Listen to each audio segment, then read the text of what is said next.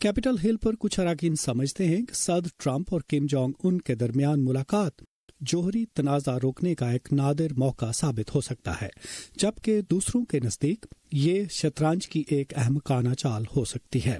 कुछ कानून साज इस बारे में पुरउम्मीद हैं। मेरी तो राय है कि कुछ बड़ा कदम उठाएं। मैं सदर की जानिब से इस राब्ते की हिमायत करता हूँ। मेरा ख्याल है कि इनकी शुमाली कोरिया के रहनुमा से मुलाकात जंग से बचने का आखिरी मौका है, मगर कुछ इस बारे में ज्यादा पुरुमीद नहीं। मेरे ख्याल में इब्तदाई तौर पर सदर का किम जोंग उन से मिलना मुनासिब नहीं। मैं समझता हूँ कि शुमाली कोरिया के रहनुमा को अमरीकी सदर के साथ देखे जाने का फायदा नहीं मिलना चाहिए।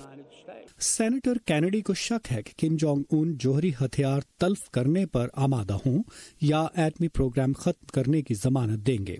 डेमोक्रेटिक पार्टी से ताल्लुक रखने वाले बहुत से अरकान ट्रंप इंतजामिया की मुलाकात के बारे में तैयारी पर भी सवाल उठाते हैं, जो कि 80 की दहाई में सदर रेगन के उस वक्त के सोवियत सदर मिखाइल गोर्बाचोव के साथ अचानक मुलाकात के बाद सबसे ज्यादा नतीजा खेज हो सकती है।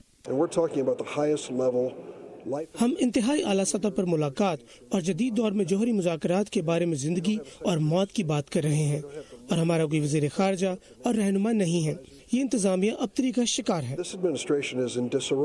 तवक्को है कि आइंदा माह सेनेट सदर ट्रंप के नामजद वज़ीर ख़ारजा माइक पोम्पियो की ओहदे पर तैनाती की मंजूरी पर वोट डालेगी।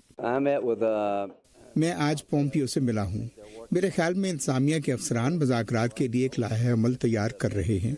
मकसद तो अच्छा है कि शुमाली कोरिया मुकम्मल तौर पर जौहरी प्रोग्राम तर्क कर दे। शुमाली कोरिया के सरकारी मीडिया की जानिब से अभी ये मानना बाकी है कि ट्रंप की मुलाकात के बारे में बातचीत हो रही है।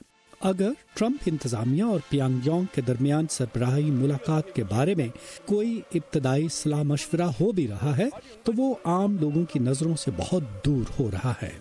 माइकल बोमन के साथ नदीम याकूब, उर्दू VOA।